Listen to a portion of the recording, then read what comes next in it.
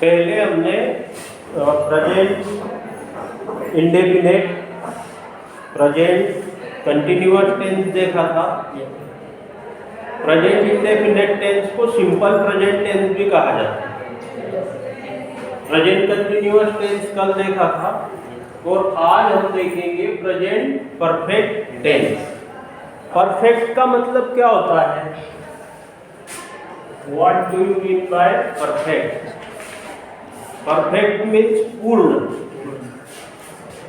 तो ये हो गया हिंदी में बोले तो पूर्ण वर्तमान काल।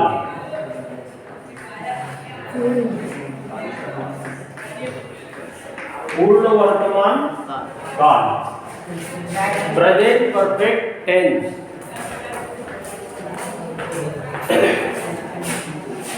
वह पत्र लिख चुका है, मैं चाय पी चुका हूं, तुम क्रिकेट खेल चुके हो। चुका है, चुका हूं, चुके हो, चुकी है। इस प्रकार के वाक्य यदि आए तो हिंदी के वाक्यों में अंत में यदि इस प्रकार के शब्द आते हैं जिनमें चुका है, चुकी है, चुके है, चुका हूँ, या गया है, गई है, गए हैं, इस प्रकार के शब्द आते हैं तो वो कौन से टेंस के वाक्य होंगे? प्रेजेंट परफेक्ट टेंस के।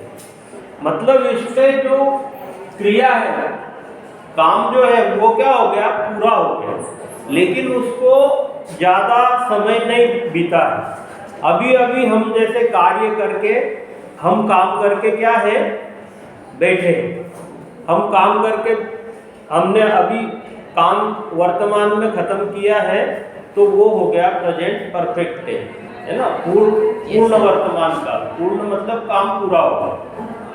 काम पूरा होने को ज़्यादा समय नहीं बीता। यदि काम पूरा होने को ज़्यादा समय बीत जाए तो वो कौन सा टेंस हो जाएगा? पास्ट परफेक्ट टेंस हो जाएगा। ये काम करने के तुरंत बाद जो काम किया, जैसे मैं चाय पी चुका हूँ, तो मैंने अभी अभी चाय पी ली। ऐसा भी हो सकता, मैंने चाय पी ली है ना। वह पत्र लिख चुका है, मैं चाय पी चुका हूँ, तुम क्रिकेट खेल चुके हो। ये he has written a letter, I have drunk tea, you have played cricket।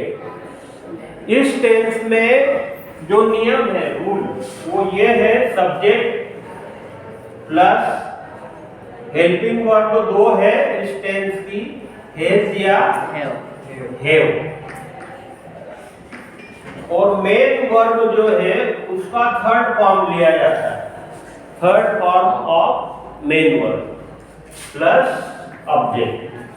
तो ये क्या हो गया? इस टेंस का रूल हो गया, नियम हो गया। अब सब्जेक्ट में यहाँ पे हम देख रहे हैं ही है, आई है, यू है, ये क्या है? ये सब्जेक्ट है। हिंदी में बोलेंगे तो क्या बोलेंगे? सब्जेक्ट को हिंदी में क्या बोलेंगे? विषय। कर्ता।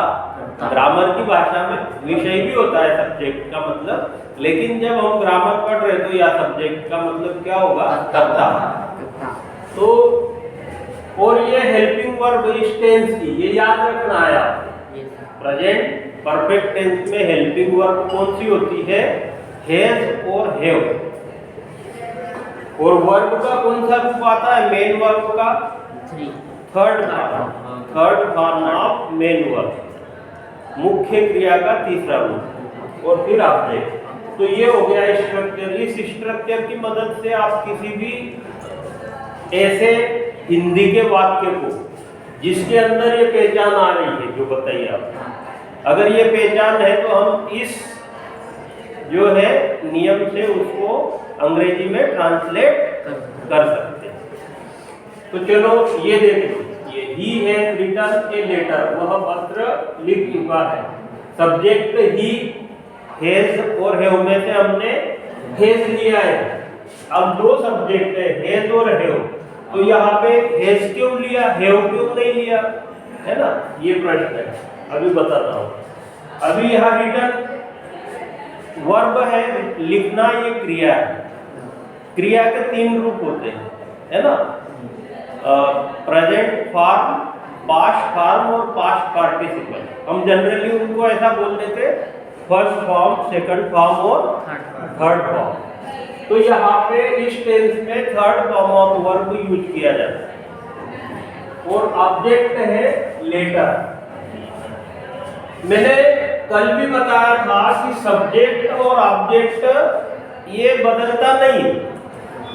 हम वह के लिए ही लिख रहे हैं तो टेंस कोई भी हो, 12 टेंस में से कोई भी टेंस में हम वह के लिए ही लिखेंगे, पत्र के लिए लेटर ही लिखेंगे।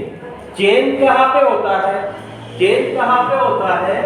चेंज होता है इसमें वर्ब में। जैसे ये वर्ब यहाँ पे है, लिख चुका है, यहाँ पे पी चुका है, और यहाँ है खेल चुके हो। तो लिख चुका है के लिए हैज रिटन, पी चुका है के लिए हैव ड्रंक, और खेल चुके हो के लिए हैव प्लेड। अब देख लो, सब्जेक्ट और ऑब्जेक्ट में कोई परिवर्तन हुआ क्या? क्रिकेट ऑब्जेक्ट है यहाँ पे, तो क्रिकेट को किसी भी टेंस में क्रिकेट ही लिखा जाएगा, उसमें परिवर्तन नहीं होगा। परिवर्तन कहाँ पे हो रहा? वर्ब में। वर्ब कितनी होती है? टेंस में 2 वर्ब होती है, एक होती है हेल्पिंग वर्ब और एक होती है मेन वर्ब। तो हेल्पिंग वर्ब हमको याद होना चाहिए कि इस टेंस की हेल्पिंग वर्ब कौन सी है, और मेन वर्ब हमको पता होना चाहिए कि वर्ब का कौन सा फॉर्म यूज होगा यहाँ। तो फिर हम टेंस जो है समझ गए। बहुत कठिन नहीं है टेंस, अगर हम उसको ध्यान से समझेंगे तो बहुत आसान बात है। और टेंस आ गए तो फिर अंग्रेजी में बहुत सारा काम पूरा हो जाता है। अब यहाँ तक हमने ये जो वाक्य देखे, ये कौन से हैं? Simple sentence. इनको यदि हमको नेगेटिव में चेंज करना है, नेगेटिव मतलब नकारात्मक, वह पत्र लिख चुका है, इसका नेगेटिव क्या होगा? वह पत्र नहीं लिख चुका है। हाँ, तो नॉट का कहाँ पे लगाना रहता है? नेगेटिव करने के लिए नॉट कहाँ पे लगाएंगे? हेल्पिंग वर्ब के बाद। इस टेंस में हेल्पिंग वर्ब हैज या हैव है। जिस टेंस में जो हेल्पिंग वर्ब हो उसके बाद नॉट लगाने से सेंटेंस नेगेटिव हो जाता है। तो यहाँ पे he has written a letter, has helping verb है, वहाँ नॉट लगा दिया तो क्या हो जाएगा sentence? Negative. He has not written a letter, वह पत्र नहीं लिख चुका है, या उसने पत्र नहीं लिखा है। I have not drunk T, मैंने चाय नहीं पी है। You have not played cricket, तुम क्रिकेट नहीं खेले हो, या तुम क्रिकेट नहीं खेल चुके हो। तो ये नॉट लगाना आ गया, नेगेटिव करना आ गया। फिर अब वाक्य हम कौन सा करते हैं? प्रश्नवाचक, इंट्रागेटिव। प्रश्नवाचक मतलब इंट्रागेटिव सेंटेंस। तो इंट्रागेटिव सेंटेंस के लिए क्या करते हैं? क्या करते हैं बताओगे? इंट्रागेटिव सेंटेंस के लिए करते हैं हम, जो हेल्पिंग वर्ब है उसको आगे कर देते सब्जेक्ट से पहले, तो इंट्रागेटिव हो जाता है। और हेल्पिंग वर्ब से जो शुरू होता है इंट्रागेटिव सेंटेंस, वो क्या वाला होता है? कौन सा होता है? क्या वाला। और जो प्रश्नवाचक शब्द हिंदी के जैसे क्यों, कहा, कब, कैसे, ये जो शब्द आते तो इनकी जो अंग्रेजी होती वो उस हेल्पिंग वर्ब से भी आगे रख देते। जैसे एग्जाम्पल के लिए देखो, he has written a letter, इसका प्रश्न बनेगा क्या, आगे लगा दिया तो क्या हो जाएगा? क्या वह पत्र लिख चुका है? प्रश्न हो गया ना। तो ये हैज को आगे कर दो, क्या हो जाएगा? हैज ही रिटन लेटर, क्या वह पत्र लिख चुका है। ऐसे I have drunk T, have को आगे कर दो, हैव आई ड्रंक टी, क्या हो गया? क्या मैं चाय पी चुका हूँ। इसमें हैव को आगे कर दो, हैव यू प्लेड क्रिकेट, क्या तुम क्रिकेट खेल चुके हो गया। अब इसके आगे जो प्रश्नवाचक शब्द बनता है जैसे वाई है, व्हाट है ना, व्हेन है, विच है, तो ये इससे भी आगे आएगी।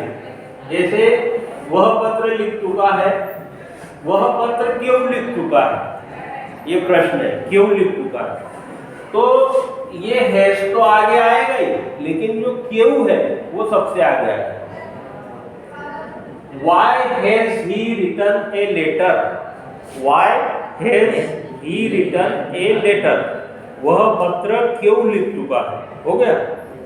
अब जैसे उसने पत्र कब लिख लिया है या वह पत्र कब लिख चुका है, इसके लिए क्या होगा? जैसे वाई आगे लगाया तो वेन आगे लगा देंगे।